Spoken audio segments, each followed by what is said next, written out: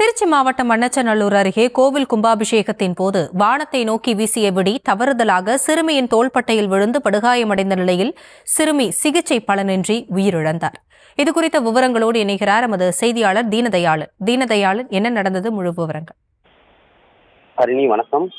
திருச்சி மாவட்டம் திருப்பஞ்சலி அருகே உள்ள மூவாயிரம்பாளையம் பகுதியை சேர்ந்த மூவாயிரம்பாளையத்தில் நல்லாயி அம்மன் கோவில் அமைந்துள்ளது. இக்கோவிலில் கடந்த சில தினங்களுக்கு முன்பு கும்பாபிஷேக விழா நடைபெற்று தற்போது இன்று அதாவது ஒவ்வொரு நாளும் அந்த கோவில் மண்டலாபிஷேகம் நடைபெறுவது வழக்கம். அதனைத் தொடர்ந்து தான் இது 48ஆம் நாள் மண்டலாபிஷேகம் விழா இன்று நடைபெற இருந்தது.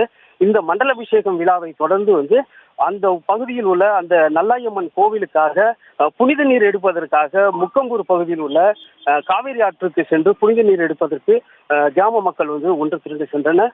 அப்போது அங்கு அதே பகுதியை சேர்ந்த பூவரசன் மற்றும் மனோகரி மற்றும் அவரது மகள் ஹரிணிகா என்ற குடும்பத்தோடு மூவரும் சென்றுள்ளனர்.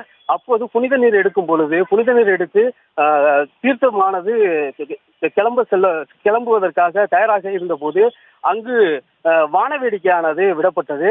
அப்போது அந்த வான வேடிக்கை விடும்போது வானத்தை நோக்கி சென்ற போது அது மேலே சென்ற வானமானது வெடிக்காமல் கீழே விழுந்தது. அப்போ விழுகும் பொழுது அங்க பக்கத்தில் நின்ற மனோகரி மற்றும் அவளது மகள் ஹரிணிகா மீது அந்த வானமானது விழுந்து வெடிச்சு செதறியதில் மனோகரி மற்றும் சிறுமி மீது வெடித்து அதில் பலத்த காயம் ஏற்பட்டு தாய் மகள் இருவரும் அரசு மருத்துவமனையில் சிகிச்சை பெற்று வந்த நிலையில இப்போ மகள் ஹரிணிகா தற்போது உயிரிழந்திருக்கிறார். இந்த உயிரிழப்பு என்பது இந்த கோவில் 48வது மண்டலாபிஷேக விழாவில் இந்த குழந்தை உயிரிழந்த சம்பவம் அப்பகுதியில் பெரும் பரபரப்பையும் அந்த கிராம மக்களிடையே பெரும் சோகத்தையும் ஏற்படுத்தி இருக்கிறது.